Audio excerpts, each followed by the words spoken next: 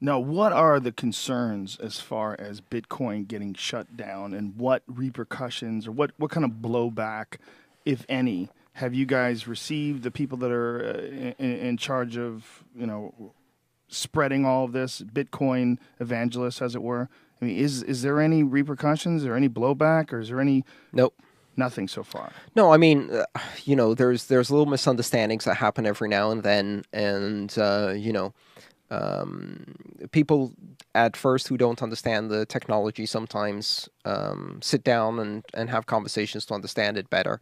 But the point is that at the moment, Bitcoin is legal to use. And it's not just legal to use in the US, but it's legal to use in pretty much every country. For individuals, certainly, I don't think any country has banned it or has even attempted to ban it. Bitcoin is money as a piece of content that you can send on the internet. So even if you wanted to ban it, it would be relatively difficult to do that without shutting down the internet. So that's one thing to put out there. But the point is that nobody's trying to ban Bitcoin. Nobody's trying to shut us down. I think, especially in the US, and especially among senior lawmakers like the Senate who had hearings recently about Bitcoin, the prevailing attitude is, look, this is generating growth, is generating jobs. It's a huge innovation. And we see that it's being used in a very broad manner and can change a lot of things. Maybe we should take a wait and see approach. And the price went up quite dramatically after they said that.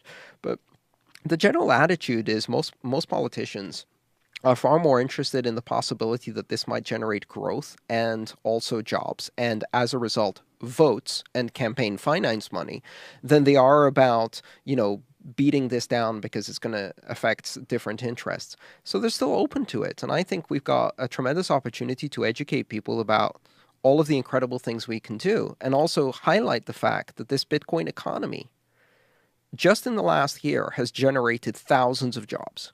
In an environment where we have economic stagnation, we've got this bloom of innovation and technology, much like the first burst of the internet. And, that's a tremendous thing. You don't want to squash that just because of a misunderstanding. Do you think that there's a lack of blowback because the people in the powers that be just haven't considered Bitcoin to be a threat yet? Because if we talk about like politicians not acting to try to silence it to service the people that get them in the office, the lobbyists or special interest groups or what have you, like that's just because they haven't been contacted by those people to try to do something about Bitcoin.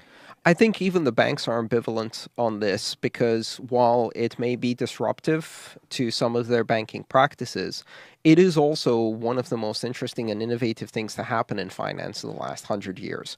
And so I think a lot of banks are smart enough to say, look, we're good at technology. We know money. We've got branches. We've got customers. We've got marketing. We've got brands. We know how to do security. We could really make a good deal with this Bitcoin thing and use it and make some really interesting financial things. So there's this mixed bag, just like, and I'll bring the same example. When entertainment companies were first faced with the possibility of MP3, yes, some people were like, oh my God, this is going to destroy everything. Music will die, right? Which is the same they've said with every previous technology. They were right, though. Look. But no, they weren't because... Right. But the point is that since then, the number of genres, the number of artists, the amount of music has exploded.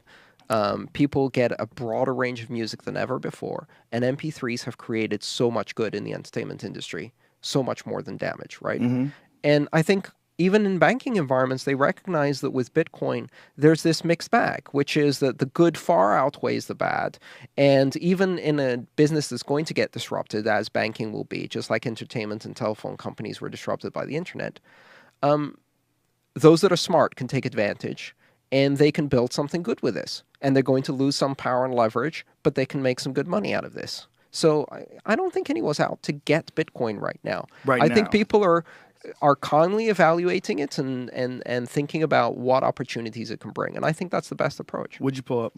About the taxes, because I guess there's this whole thing going on that people need to claim the stuff that the purchases or the money that they get from Bitcoin on your taxes, but the IRS hasn't said how to do it yet. Well, I mean, I've discussed this with my accountant, and they gave me a pretty straightforward formula. If I earn income on Bitcoin, I mark how many dollars it was at the time, and I pay income taxes on that, just like anything else. I've invested in some Bitcoin. If I hold it for less than 6 months, I'll declare short-term capital gains, or more than a year, I'll long-term capital gains, and pay the difference. I mean, that's basically how I would work with euros. That's how I'm going to work with Bitcoin. The And key word, but you're saying how you're going to. That's what's interesting about this is you actually haven't started doing that yet because you've only been starting to get paid fully in Bitcoin over the last few months. So this is fairly experimental even for you. You're basically at the cutting edge of this. Right. So, I mean, there are people who have already filed taxes a few times, and they've used the same approach. I'm going to be filing income taxes in Bitcoin for the first time for 2013. But I mean, I'm discussing it with accountants, and they think it's pretty straightforward. And I think the IRS will give us guidance before April. And the reason I think they will is because the IRS is interested in making revenue. And what better way to make revenue from Bitcoin than to simply explain exactly how people should pay their taxes on it, so we can. Things are going to get really weird if this takes off. Yeah. They're already weird, and it already took off. You think? Yeah, absolutely. I I mean, mean, that's kind of, but I don't know anybody who's using it all the time. I mean, you might say it's if you're involved in these online groups, but the actual percentage of people Yeah. that are using Bitcoin on a regular basis, what is it? 1/2 of 1%? I mean, is maybe there's probably several million. Is it over 10? this Is it less country? than 10? In this country No, worldwide, but most of it's in this country. There's at How least many a people million do you- people in this country. that are using Bitcoin on a regular basis. Well, that I don't know, and it's not easy to find out. But what I do know is But that for it to be taking off is what I'm saying. I mean, well, it's so kinda- what I think about is in terms of taking off. This has been around for 5 years. It's been a very stable and secure network that has preserved or increased in value.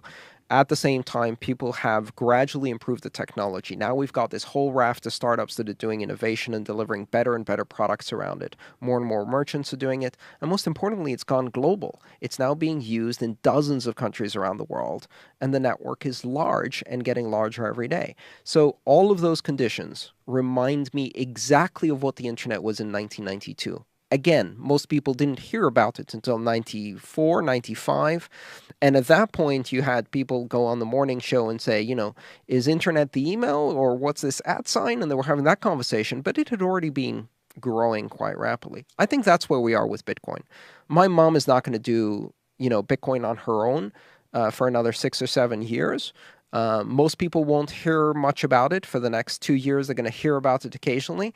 But in the meantime, it's been building momentum and getting better. And I think it's already arrived. Certainly, the invention behind it, which has also spawned many other currencies, you can't uninvent that invention. So in whatever form, and if it's not this Bitcoin currency, which I think is already pretty damn strong, that same invention can be repeated and improved. Just like, the internet, the first early versions were really, really clunky, and gradually it improved.